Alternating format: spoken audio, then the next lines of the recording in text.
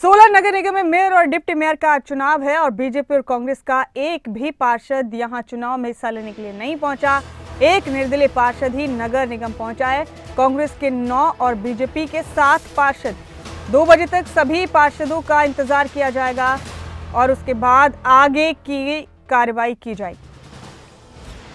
ये बड़ा अपडेट दे रहे हैं आपको। आज सोलन नगर निगम में मेयर और डिप्टी मेयर का चुनाव है और इसके लिए आपको बता दें कि अभी तक ना तो कांग्रेस का और ना ही बीजेपी का एक भी काउंसलर पहुंचा है नगर निगम। एक निर्दलीय पार्षद ही नगर निगम पहुंचा है। 2 बजे तक सभी पार्षदों का इंतजार किया जाएगा। विशाल वर्मा फोन लाइन पर मौजूद है हमारे साथ इस खबर पर तमाम अपडेट्स के साथ। विशाल, हम ये अहम खबर दे रहे हैं अपने दर्शकों को। सोलन से नगर निगम में आज मेयर और डिप्टी मेयर का चुनाव होना है, लेकिन ताजुब की बात है विशाल कि अभी तक ना तो कांग्रेस का और ना ही बीजेपी का एक भी काउंसलर यहां पहुंचा है। बस एक निर्दलीय काउंसलर पहुंचे हैं। बताया जा रहा है कि 2 बजे तक ही इनका इंतजार किया जाएगा। अगर 2 बजे तक ये लोग नहीं पहुंचे तो फिर उसके बाद आगे क्या किया जाएगा विशाल, और क्या वजह है कि ये लोग अभी तक नहीं पहुंचे हैं यहाँ? बिल्कुल मुमताज, मैं बता दूं कि सबसे पहले जो है हमने ये सूचना दे दी थी कि आज कांग्रेस और भाजपा दोनों ही पार्टियों के जो पार्षद है वो इसका बायकॉट करेंगे। स्थिति साफ थी कि बहुमत का जो आंकड़ा है वो दोनों के पास में ही है। जहां भारतीय जनता पार्टी कांग्रेस के उस चीज पर नजर गाड़े बैठे है कि कौन वहां से मेयर और डिप्टी मेयर का उम्मीदवार होगा, क्योंकि जादुई आंकड़ा कांग्रेस के पास जरूर है, लेकिन उनकी गुटबाजी के चलते कांग्रेस में इतना भीतरघात है कि क्रॉस वोट हो सकती है। इसी को चलते हुए आज जो है उनके आला कमान ने किसी भी पार्षद को यहाँ पर वोटिंग में भाग लेने से इनकार किया हुआ था। वही जो भारतीय जनता पार्टी है, भारतीय जनता पार्टी के जो प्रदेशाध्यक्ष है डॉक्टर राजीव बिंदल, वो खुद इस पर नजर गाड़े बैठे हैं और वो सोलन में ही 2 दिन से डटे हुए हैं। अब उम्मीद ये जताई जा रही है कि आज तो कोई नहीं आएगा। हो सकता है कि ऐसे में कल जो है दोनों पार्टियों के पार्षद आए, क्योंकि कल की तारीख दी गई है।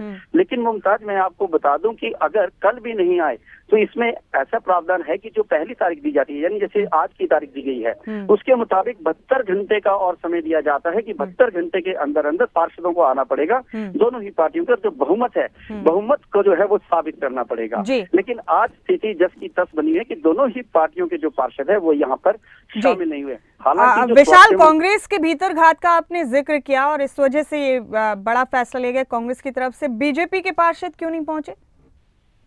बिल्कुल, जो भारतीय कांग्रेस है, कांग्रेस की गुटबाजी तो जग जारी है, लेकिन जो भारतीय जनता पार्टी के पार्षद हैं वो इसलिए नहीं पहुंचे क्योंकि जो उनकी नजर है वो कांग्रेस के ऊपर बैठी हुई है। क्योंकि उन्हें पता है कि जो कांग्रेस की गुटबाजी है उसका फायदा उन्हें होगा। अगर वहां से मेयर पद का दावेदार किसे बनाया जाता है तो जो दूसरा गुट है वो उसका विरोध करेगा। इसी सूरत में जो दूसरा गुट होगा उसके साथ वो जो है एकदम से बैठक करने के मूड में है और वो उनके साथ बैठक कर अपना उम्मीदवार उतार सकते हैं।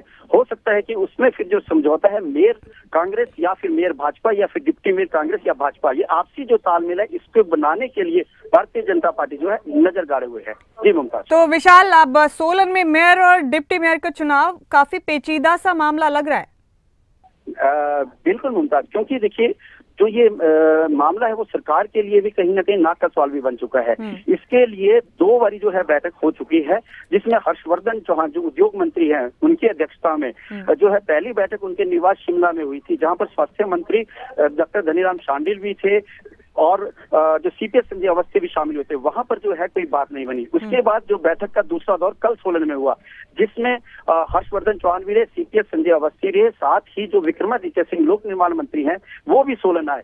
यहाँ पर दोनों गुटों के साथ पहले एक साथ बैठक हुई और उसके बाद दोनों गुटों के साथ अलग अलग बैठक हुई, लेकिन वो बैठक बेनतीजा रही। हालांकि जो उद्योग मंत्री थे वो इस बात का दावा करते रहे कि दोनों गुट एकजुट हैं और एकजुटता के साथ मेयर और डिप्टी मेयर का पद जो है वो कांग्रेस की झोली में जाएगा।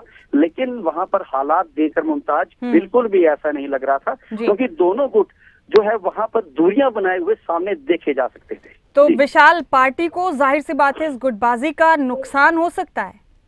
बिल्कुल, कांग्रेस जो है अभी 3-4 राज्यों में हार का मुंह भी देख चुकी है, उसके बावजूद जो है उनको यहाँ पर सबक लेने की जरूरत है। लेकिन आपसी मनमुटाव का जो है यहाँ पर खामियाजा बिल्कुल जो है वो कांग्रेस पार्टी को झेलना पड़ सकता है, क्योंकि उनके पास बाहुबल है। 9 पार्षद जो है कांग्रेस के हैं और अब एक विधायक को भी वोट मिल गया। इसके मुताबिक 10 पार्षद जो है विषय में कांग्रेस के हैं और भारतीय जनता पार्टी के पास मात्र 7 पार्षद हैं और एक निर्दलीय है। उसके बाद भी ऐसा लगता है कि कहीं ना कहीं जो है भारतीय जनता पार्टी अपना कोई एक ना एक पद जो है वो जरूर झटक सकती है और कांग्रेस पार्टी को यहाँ पर मुंह की खानी पड़ सकती है। शुक्रिया विशाल आपका इस जानकारी के लिए। हम आपसे अपडेट लगातार लेते रहेंगे विशाल। इस अहम खबर पर हमारी नजर बनी रहेगी, इस खबर पर लगातार।